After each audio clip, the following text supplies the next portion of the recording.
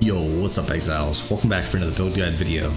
My name is Shifty, and I'm back to bring to you my comprehensive wrap-up build guide video for my CI Ascendant Kinetic Rain build, league starter for this league.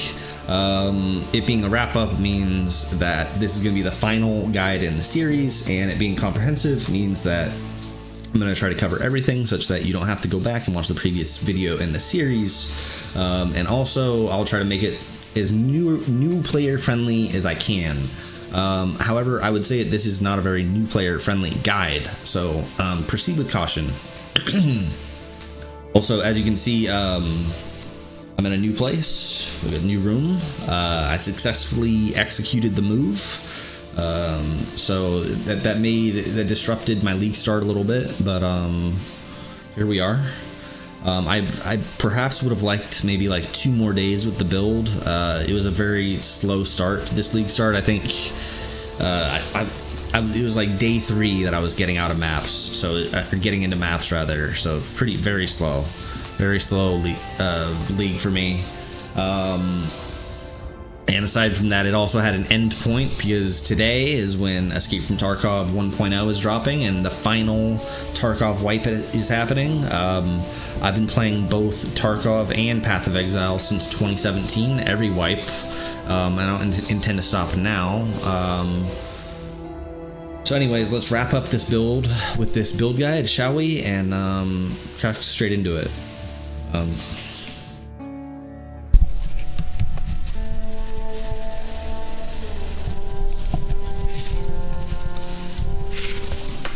Okay, so CI Ascendant does work. It's very good for the CI version of the build, I would say. Let's go to the hideout. My macro's not working. It's okay. Alright, in the hideout we are. We can disable music now. Very good. Okay, so well, before we get to the differences from the previous build, let us get to the pros and cons, shall we? So, numerically, we predicted this. We figured it out that it was completely over-nerfed and that it would be a little bit of a struggle bus. I'm not going to say it's a bad skill. Mechanically, it did turn out to be very, very good. It does get the double hit, it does get the overlap very consistently, and it does auto-target even better, making it a very cozy skill to clear with because you can just right-click anywhere and it'll just auto cast or auto-target, nearby targets. Anyways, very fun skill to use. I used it from level 32 all the way until now. I didn't stop using it. It felt a little bit lacking in the single target department, but everywhere else it felt good. When you get single target on your rings, it starts to feel better, as well as like getting your auras up. But other than that, yeah, it just felt like a little bit lacking in the single target department. But once you get to the late game, it does start to shine. Because late game, you get into the millions of DPS range, which does get comfy for mapping.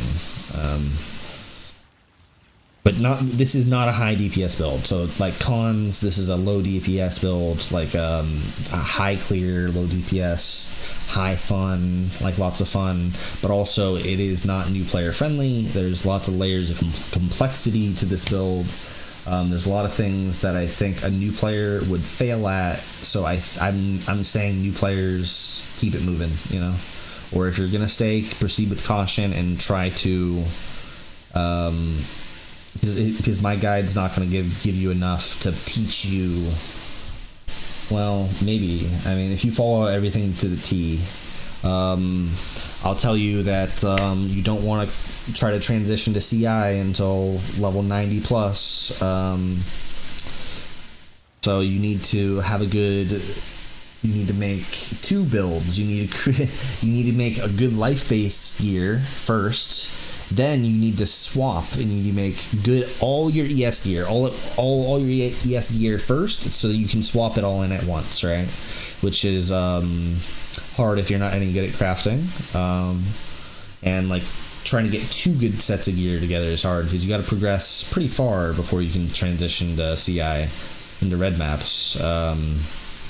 Anyways, that's the first thing to watch out for while leveling. You want to make sure you're upgrading your wand frequently.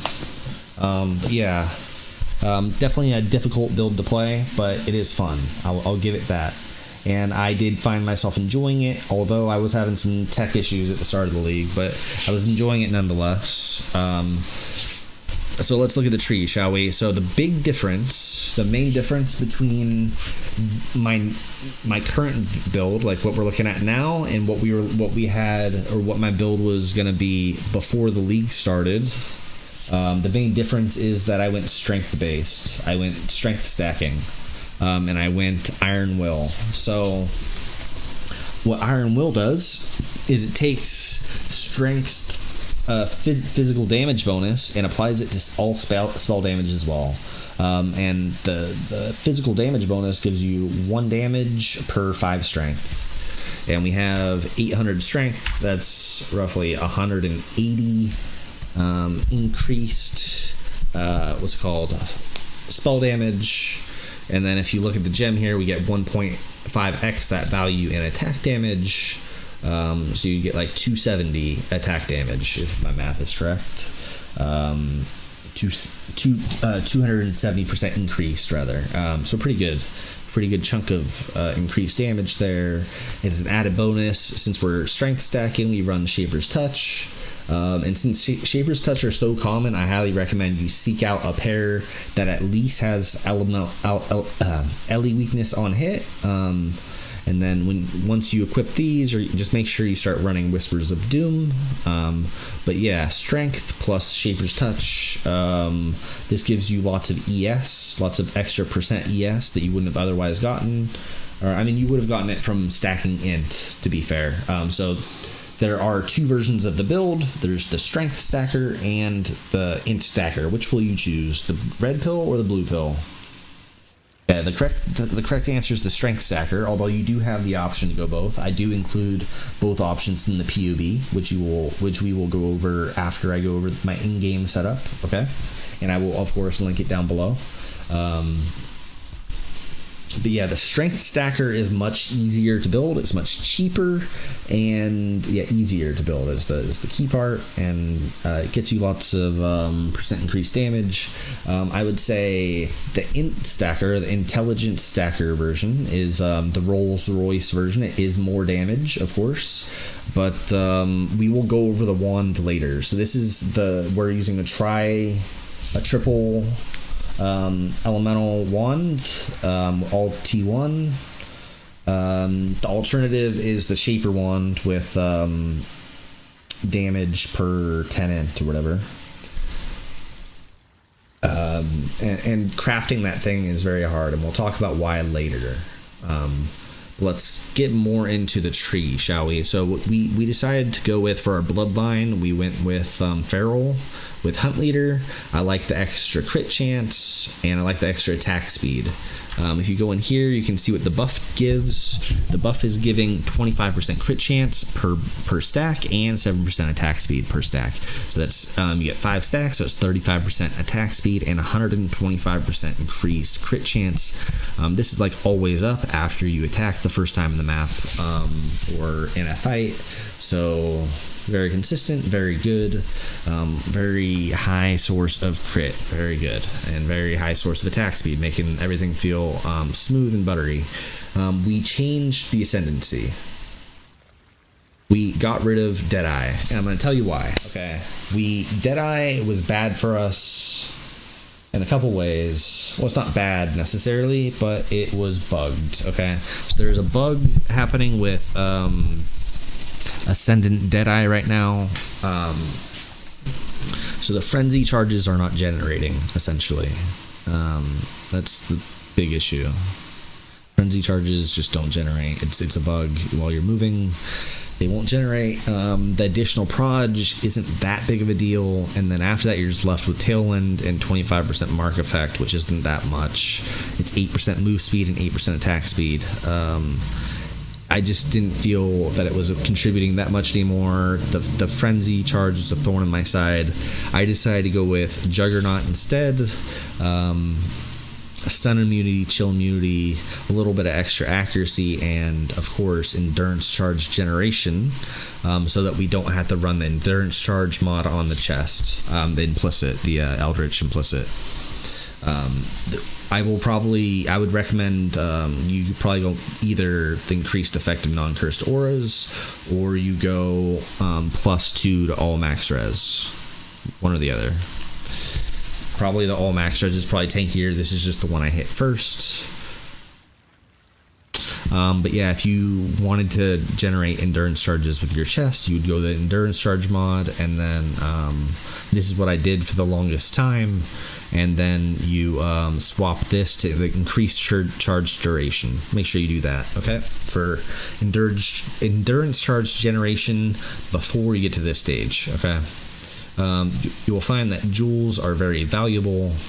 Lots of ES, flat ES, and flat damage to attacks we can get, okay? So, one thing about the strength version of the build is that it provides us with a ton of accuracy thanks to the Shaper's Touch. So we were able to drop this wheel. I also ended up finding that since we weren't generating frenzy charges reliably, that it wasn't worth taking them on the tree.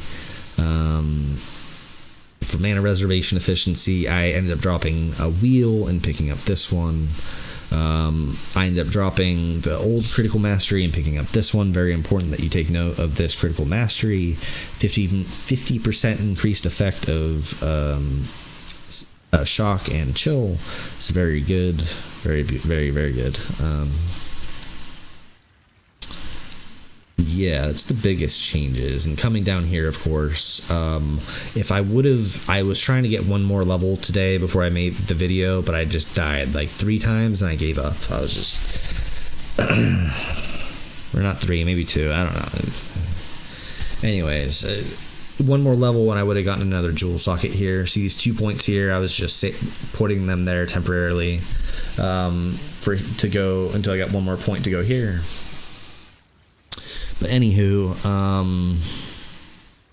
I also ended up dropping both of these wand clusters. The extra travel points just weren't worth it, especially this one. I was worried that we would need the extra one cluster for mana leech. I was thinking we would need mana leech, but we don't. We just need one of these. You just need the non-channeling craft and one of them. Only one.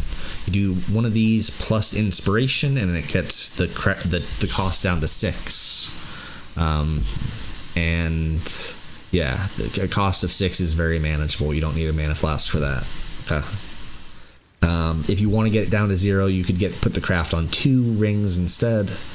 Okay, but this is what I recommend doing. This is how I do it. Okay. Until you get stun immunity, I recommend you go, and freeze immunity and chill immunity, I recommend you get the crab.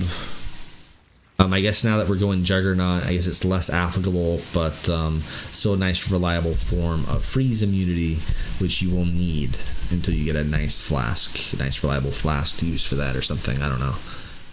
Whatever. The minor god doesn't really matter. I think I use it for shock effect. I do. Yeah, which is effectively shock immunity almost, or part of it.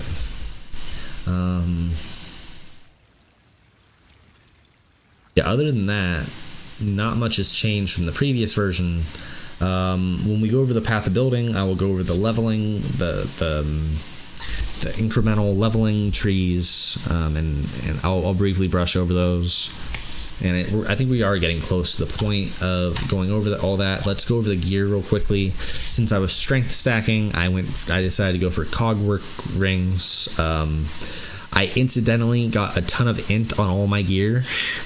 Like, I was using Essence of Rage, which guarantees strength, to roll my gear on these fractured bases like these, and like almost all of them hit int.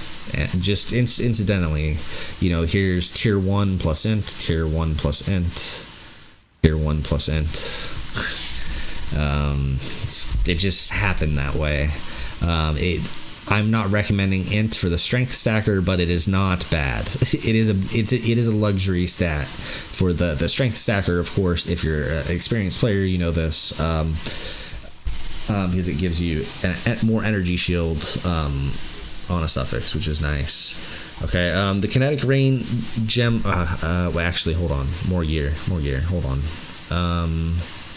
Utmost Might is your anoint. For the strength stacker, it gives you more strength.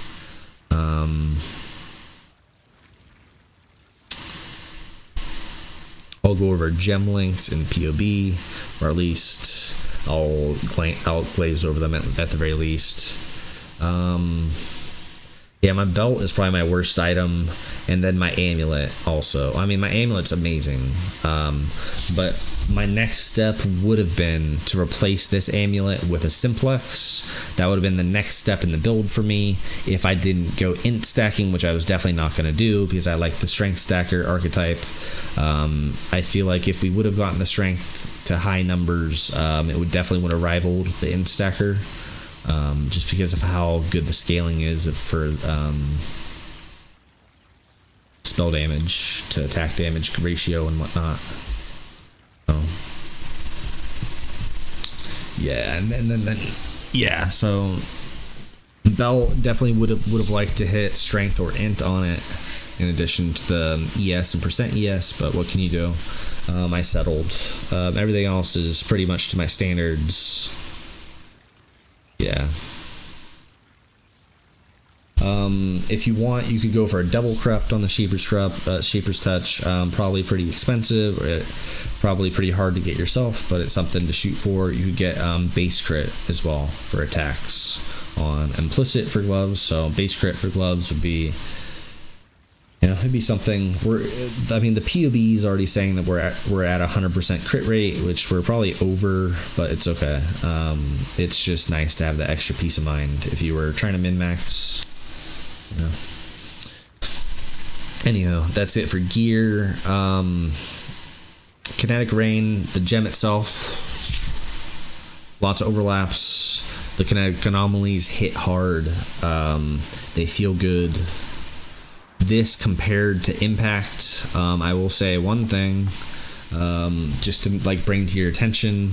The base damage of this one is 135. The base damage of this one is 150 plus 25, because it's hitting twice. You can just add both impacts together. One's hitting for 25% of base, the other's 150. Get them together, it's 175. Which means this one is doing 40% more base damage per cast.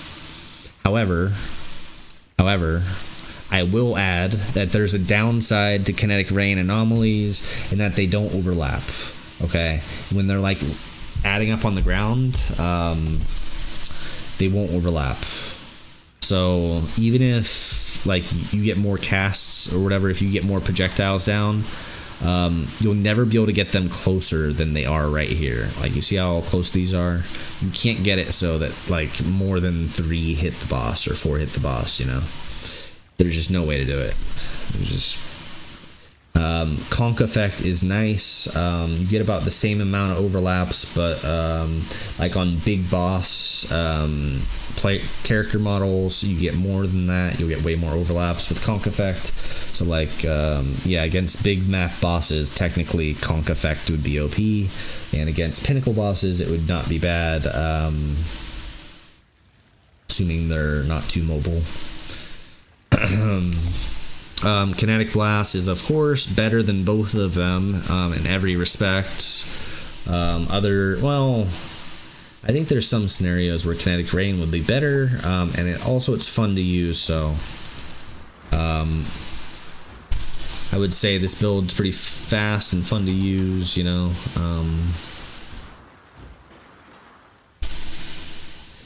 Very good for the League mechanic, the Keepers of the Flame League mechanic, where you have them running at you from all sides. Is you can place some down here where they're coming from and up here, and you can pre-place the anomalies where they're gonna be. So it's helpful for the mechanic, for the League mechanic. There is plenty of free sockets. You could definitely make it so you have two things open if you want to do all the delve boss all and get that bloodline ascendancy for crit immunity, and then you would take chill immunity, I guess, and you'd probably replace Juggernaut for Inquisitor maybe, or something crazy. That's an option. Oops. Our fortunes grow. Yeah, but I think we've gone over the gear, we've gone over the passive tree in game. I think we are ready to head into path of building. I think we've gone over the mechanics of the skill and the downside of them not being able to actually overlap. Like, they can't be on top of each other, so no matter what you do, you're not going to get an actual overlap. And there's like a finite amount of hits that you can get on the boss. I'm sure that someone will scientifically figure out exactly what that number of hits is that you can realistically get on a boss per cast, like in like a perfect scenario or whatever. Like right here, look at this, 1 2 3 4 5, but that was across 3 casts, so not so great. I mean, it's not bad either, but it's like, you know. Anyways, on to the PoB segment, I suppose.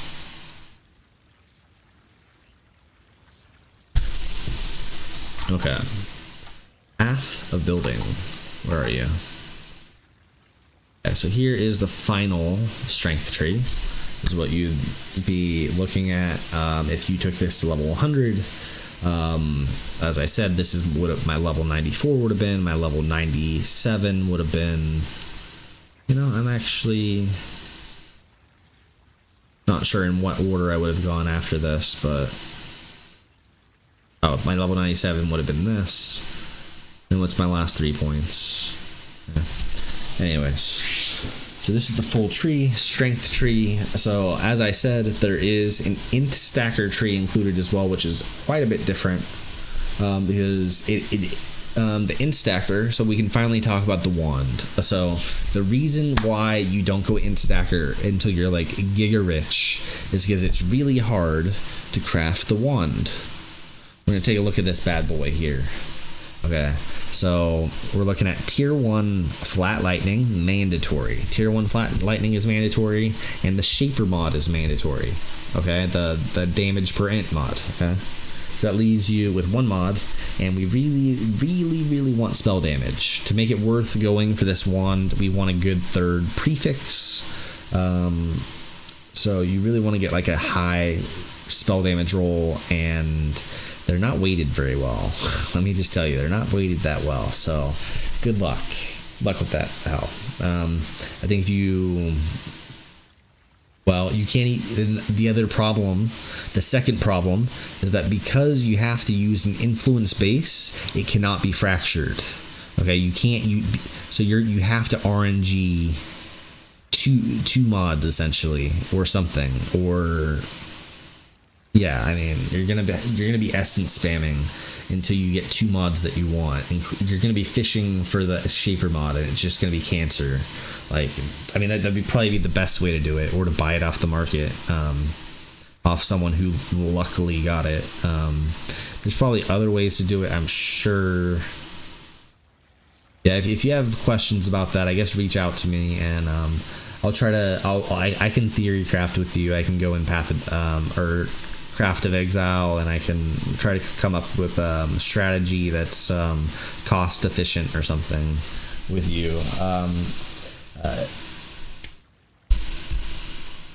Yeah, potentially. I mean, it really depends on a lot of things.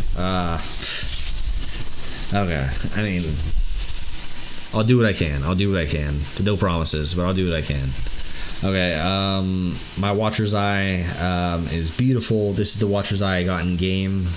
I snagged this thing for 3 divines. That's right, 3, not 30, but 3. So damage per enemy hit with this discipline is really good with kinetic anomaly. Okay, fuck. Okay, well, while we're on the topic, let me pull up Path of Exile very quickly. Okay, so I will say one major benefit that Kinetic Rain has over the other two skills is that it has a built-in double hit, or multi-hit actually, way more than a double hit because of the overlaps, but it has a double hit for one. So it hits once when it falls, and the Kinetic Anomaly hits it twice. So for the Discipline mod, where is it here? Where actually is it?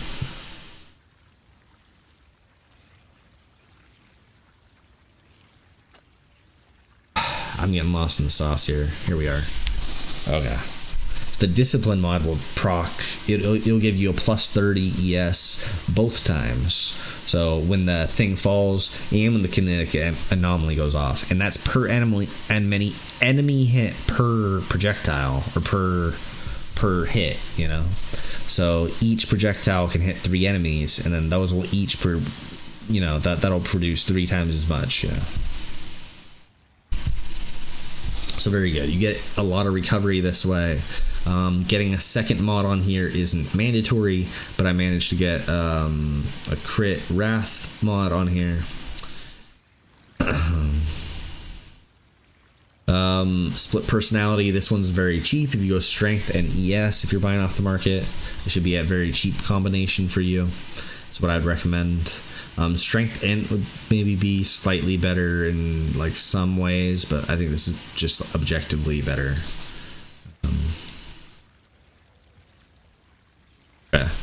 Yeah, so I only came back in game just because I wanted to point out that Kinetic Rain is way worse than Kinetic Rain of Impact is way worse than Kinetic Rain for the Discipline mod. Okay, for this mod.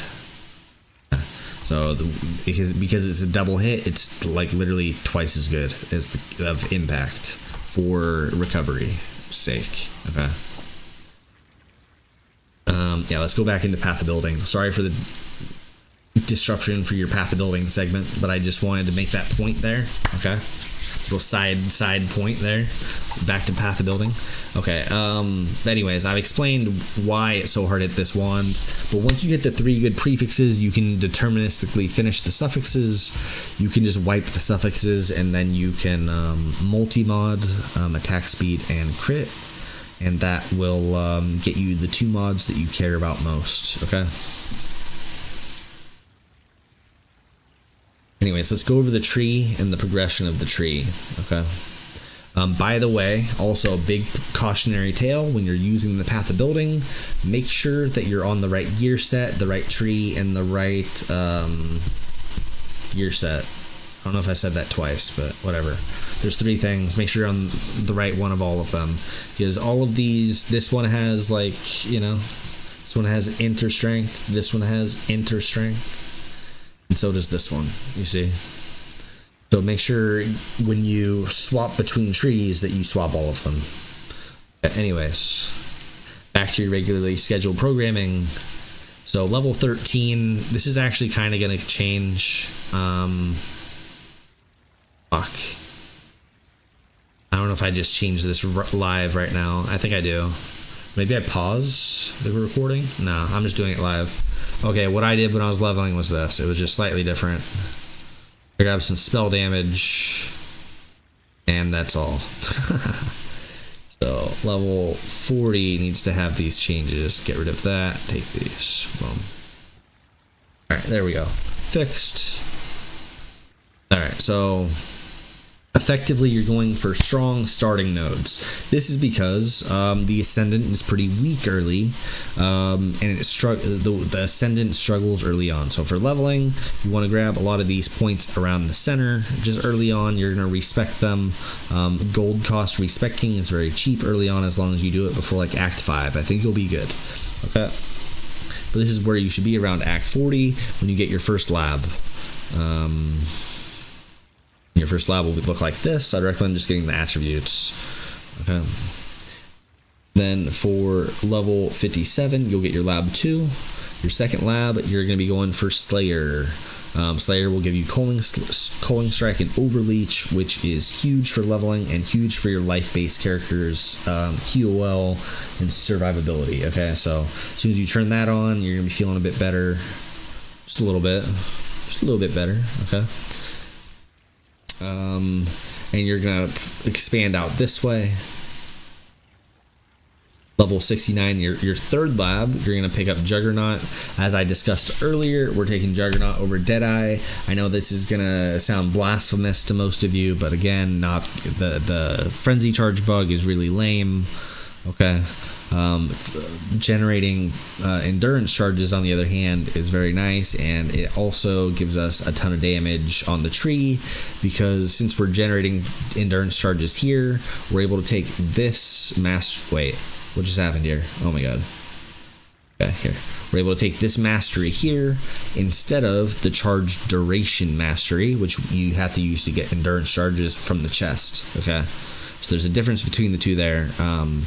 If you have the chest mod, then you go for that. And then if you're Juggernaut, then you go for this. And since we have so many charges, this is like a good chunk of damage. This is like 33% increased, so it's not nothing. For 1 point, it's substantial. Okay. I think I covered a lot of tree changes along the final tree. Let's go along the leveling tree again. Let's continue leveling the tree. Yeah, so you make sure you're getting some life nodes along the way. You want to shoot for around 4,000 life. Will make you pretty survivable going through maps. Once you get suppression capped or get lucky suppress with right here, you're gonna get lucky suppress, and that's gonna make you way tankier with suppression and a little bit of suppression on gear. Get over 60% with lucky, and you're gonna be feeling good. Okay. You're gonna get your bloodline around this time. Your first bloodline, I'm recommending you get the ring one, the one from the King in the Mists. Okay, you kill the King in the Mists, you get the extra ring slot, and you lose utility flasks. It's very, very worth it early on because you don't have good flasks yet. And even if you did, you don't have they're not automated yet. So it just I just recommend going with 4 life flasks instead, and going with your third ring slot, which can get you a lot of damage because you can get flat damage to attacks on your rings, and that's what I recommend you do with that. Okay. So yeah, this is what your last stage of being life based will look like. You're gonna respec level 92 plus, and you'll either go Int Stacker, which will look like this, or Strength Stacker, which will look like this. I'll briefly touch on the Int Stacker version. This isn't this is the Rolls Royce, the version that's up here, but it's still relevant since I'm providing it, and I'm suggesting this is a possible option for you, even though that I would recommend Strength before this one. Okay, so we get a ton of lightning damage on the tree. We get more lightning damage and shock effect on the tree. The reason for this is because we're one singular element now. We are not getting any fire or cold damage anywhere. So we just want to scale our lightning. Okay. And then yeah, so this version the build is lightning only, and it's going to get max shock effect. We're not going to have Sheeper's Touch anymore, so you would have the lightning exposure on your gloves, and then you make sure you get the maximum shock effect on a lightning mastery too, because that will give you a lot of damage if you can get your max shock effect capped out, and you should be doing that with all the other mods that I give you for shock effects. So you'll have like capped crit, capped shock, you're gonna be having a good time. But yeah, this is the Int version. Beware, the Int version does need the accuracy wheel, whereas the Strength Stacker version does not need the accuracy wheel. Okay, it does not need it because it has Shaper's Touch, which gives it a bunch of accuracy from intelligence. Okay. If you do find yourself needing more accuracy, this is something you probably should be checking up on. Make sure you take these. These are the most efficient ones. They give you crit as well. Okay. Strength node here, of course, for the strength version. Strength per thing allocated. We anoint utmost might, of course. What else? Oh, if you are Juggernaut, you get stun immunity from that, so you don't need stun immunity from the mastery anymore, so we got rid of that. You don't need the leech mastery because we have mana leech solved. We don't need to worry about mana really unless you're on a no regen map. Just beware on no regen maps, I guess. We get our frenzy charges from here. Beware of that. You want to make sure you get your friend, grab this so you can start getting frenzy charges. You could also use Blood Rage in theory, but this is what I'm recommending you use because this one doesn't kill you. It also buffs your mark, and it also gives you 10% more damage, and a more multiplier is good. Okay, so here we are. This is the final tree for the Strength Stacker. I think I've gone over it pretty sufficiently here. I think I've mentioned that you get this mastery. Yeah, important, you get that mastery. It's very strong. And we also don't get the these wand wheels anymore. I think that was a previous take that I covered this, so I'll repeat myself. I think it was a previous take, so I don't think I'm repeating myself, rather. But I was grabbing this earlier because I thought I would need both the mastery for the Int and the mastery for the attack damage leech. I figured it would be cheaper to get leech that way, but we don't even need the leech. We get leech from Trickster, and then we get mana leech. We don't need mana leech, so because our mana cost is so low. Okay, so that's everything for the tree. Items. Okay, so evasion gear. This is your starting gear. Not your starter gear, but this is what you're shooting for when you're starting the league. This is evasion based gear. You're going for tier 1 life, and you're going for some suppression somewhere, and then you're just trying to get your res capped, okay? And you're trying to get some chaos res. You're going to go Amethyst rings to pad your chaos res. But yeah, tier 1 life on everything is mandatory, and getting suppressed on it, I'd say 2 or 3 gear pieces is going to be mandatory to keep you alive, okay? But other than that, really just evasion based gear. It doesn't have to be only evasion. It could be evasion in armor or evasion in int, but just make sure it has evasion on it, okay? Or else you'll also have trouble figuring out how to put on your gear as well. So but yeah, pretty simple stuff that I put in here. Figure out how to cap your own res yourself. I put padding in for res, so I'm not, yeah, you know. Anyways, that's for evasion gear. Strength stacker gear I went over in game, I think. Went over some of this. This is separate from the in-game gear. A lot of this is gear sets that I used across both the strength and the int. So pay no mind to the fact that I have both strength and int, like tier 1 strength and tier 1 int on everything, okay? So for the strength version of the build, you only want strength. For the int version of the build, you only want int. I mean, granted, for the strength version of the build, int is a luxury stat, but you definitely don't need it, okay? You're not aiming for it when you're crafting your gear. If you get it, sweet, but you're not shooting for it. You're not like going out of your way, rolling over other good shit just to try to get tier 1 int, you know, on top of tier 1 strength and tier 1 defenses. Yeah, don't set your expectations realistically high based on the PoB gear. Use my in-game gear for that, and use my my guidance to you to try to moderate that. Okay, it looks like this is going pretty long, so I need to try to start wrapping this up a little bit. But yeah, this is pretty straightforward gear. The implicit for the wand and the belt doesn't matter.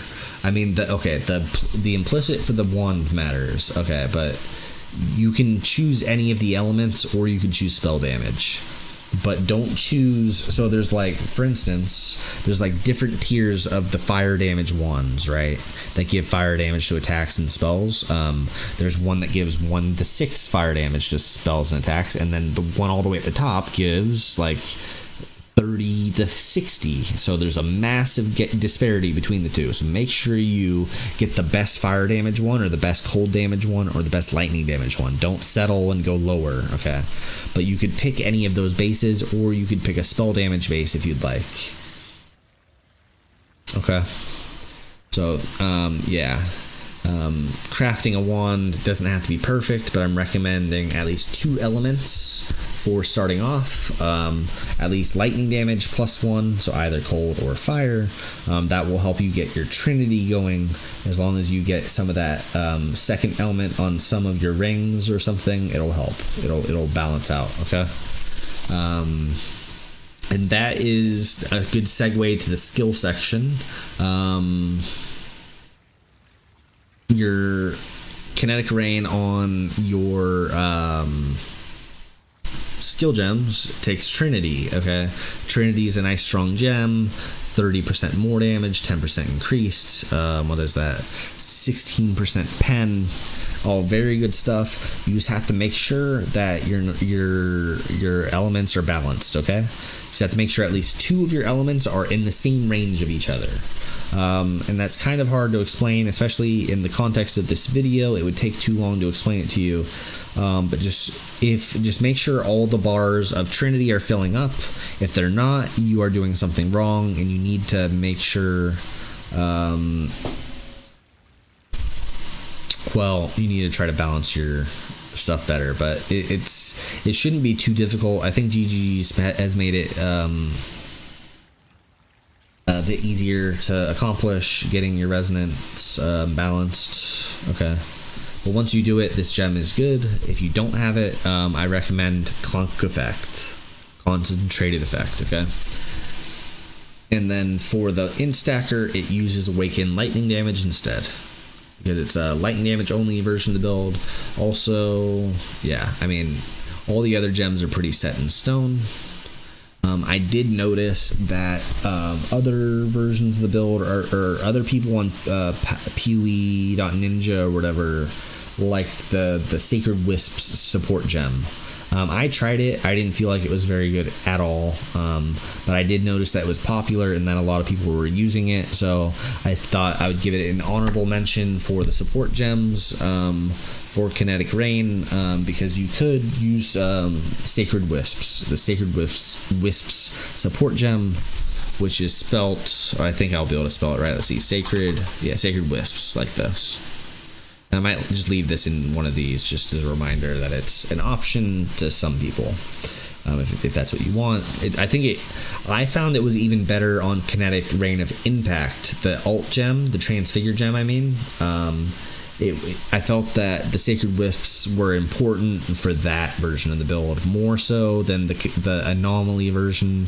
The Anomalies did enough damage to clean everything up, whereas you only had the single hit and sometimes didn't clear packs all the way.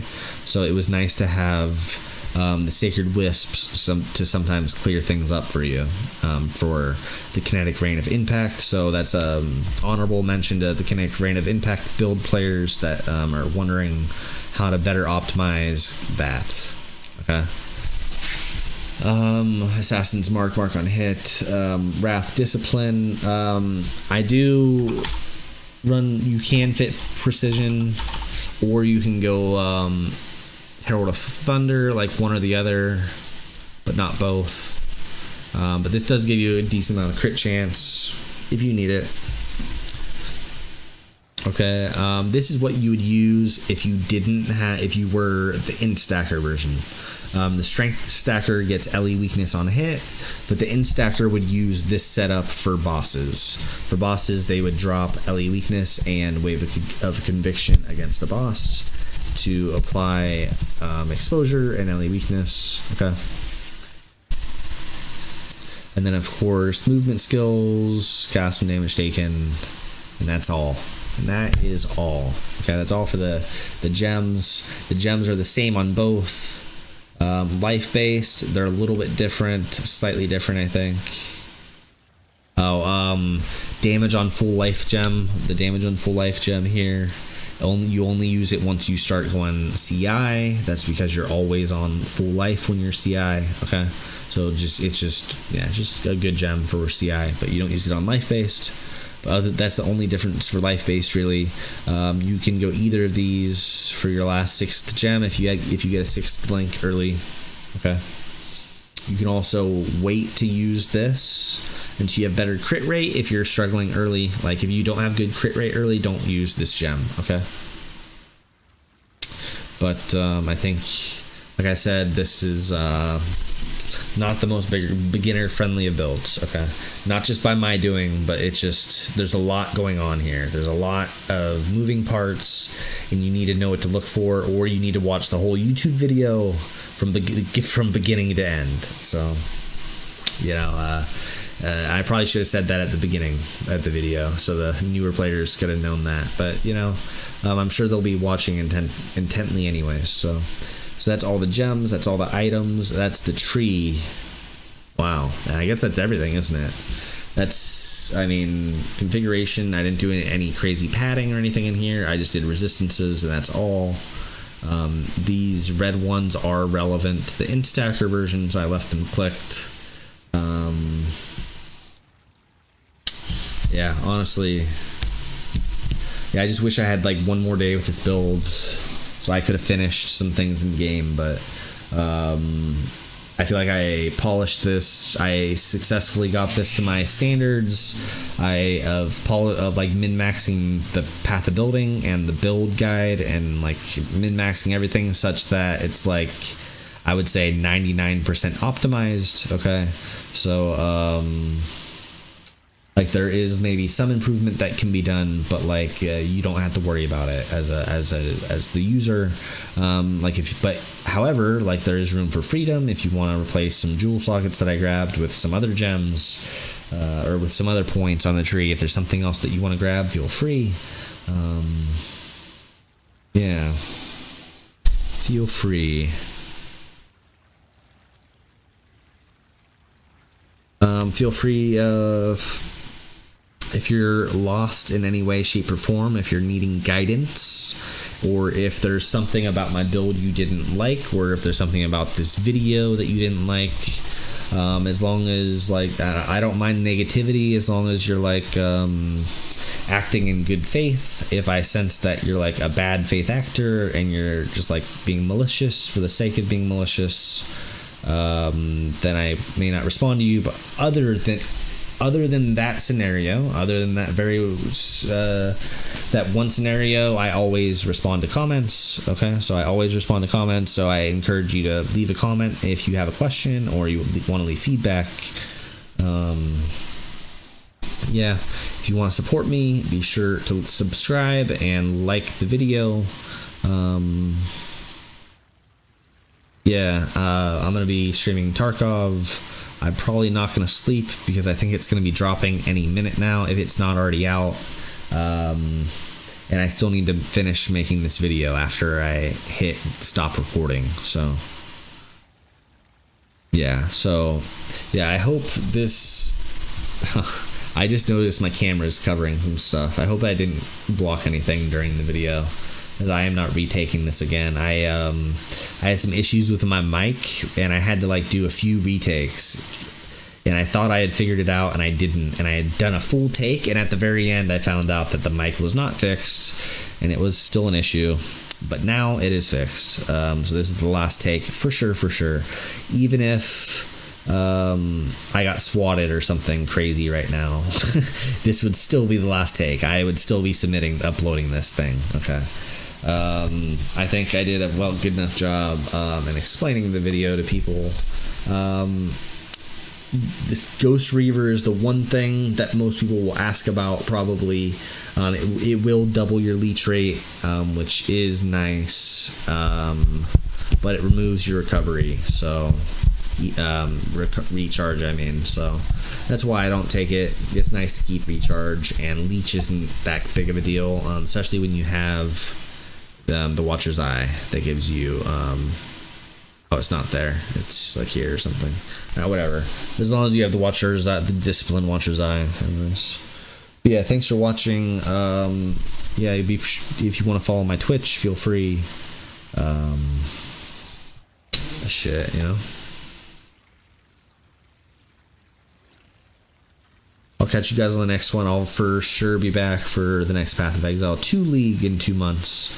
Or 1 month and 1.5. followed by the next Path of Exile 1 league. But I will be playing pretty much strictly Tarkov for probably a month, assuming I don't get burnt out or tired of it for some reason. Or assuming something like a S tier game doesn't just drop randomly. Yeah, so if you want to catch me, I probably will be streaming more regularly now that I'm going to be playing Tarkov. I was having trouble with PoE, and which I did fix towards the end, but by the end I was like so far behind in progression. It's just like, why would you want to watch me like a week behind in progression when you could watch some other streamer, you know? So that's the only reason why I didn't turn the stream back on this week. And also I was really busy. I'm also quite busy. Yes, something to note. But yeah, this league start specifically was an anomaly, just because I had an end date. I never put end dates for these build guides. I do put a window of when to expect from me, but I don't put end dates because I need time to finish it. I need time to think sometimes, you know. But Tarkov 1.0 is dropping, and you know, man, it's got to have its priorities, you know. No, I did give PoE its 2 weeks of sunshine, of time in the light, or whatever you would say, whatever this expression is. So yeah, anyways, thank you for watching. I'm sorry for this dragged on for so long. Yeah, I hope this build helps you. I hope this build guide helps you, rather. It's an honor to have you guys come in here and, you know, showing support and everything. I appreciate it. I know it's stupid and I know it's just a video game, but like, helping people still feels good, even if it's in a video game. Like I don't know. It brings joy to my heart when I can help somebody through this hard world of Rayclast, you know.